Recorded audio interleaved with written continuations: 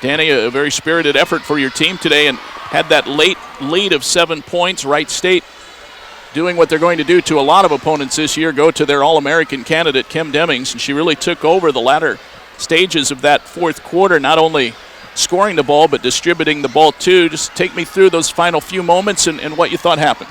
I thought that Wright State did a great job of getting Demings the basketball. You have to give a lot of credit to her because in the first half our players were very locked in and made it difficult for her to touch the basketball, and she went to the offensive glass. And that's what great players do. When they're not able to touch the ball as the first or second option in the offense, they go find opportunities to touch it. And Demings got herself going in the first half by crashing the glass.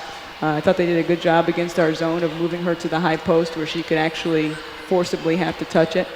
But I'll say this, for us to compete and be in a position to beat a team projected to finish second in the Horizon with a potential All-American candidate, for this young group this early in the season, we're very excited about that. There's no doubt about that, Danny. They've had 25-plus wins each of the last 2 years, and coming in here with high hopes for another prolific season, and you guys are right there with them every step of the way. I thought you did a nice job, Danny, early on working around Rochelle Vanderkeel, who obviously came in here with a great size advantage, and you took advantage of times when she was on the bench. And I thought Chelsea Watson and Jordan Karinik really competed well inside against her, but late in the game it sort of took its toll. She had some big rebounds for them. That's tough to defend. She is who she thought we was. She's all of 6'5", and I was very excited to hold her. As you look at the stats here, to hold her to 4 made shots. She didn't take one from outside the paint. I thought our players are very disciplined at times of challenging her without fouling her.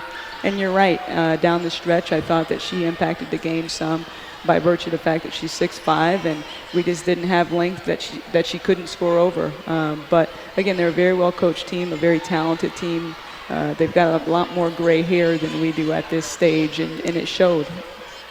Megan Carter made a couple of big shots for you late, Danny. She was showed no fear taking it in, got a couple of late layups, kept you guys in the game, and she was forced to play a little more today with Nadia Cross fouling out a little sooner than you would have liked. But what did you think of Megan today? Megan is going to be a special player here, and she's going to be a special player here sooner rather than later. So she had a tough one on Sunday afternoon against Colgate.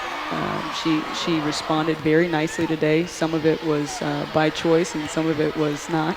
But she grew up today, and it's fun to see Megan do what we recruited Megan to do, and she's a very creative offensive player. And I'm happy that our fans got a chance, but more importantly, I'm happy that Megan got a chance to prove to herself that she's able to be effective. Danny, as we finish up here on the PA system at the Mack Center, I'm sure you want to thank all these great fans, these youngsters who came out today. How fun is that? Go Davie. We want to thank guest coach Abby Bolton, who is the principal of Davie, and we want to thank our Davie Dragons for coming over. That's right. Go Davie. Thank you for being with us today. They were our community partners, so our team was over at this school once a week, every week in September, and it's been really cool for our players and special for the students to build that relationship.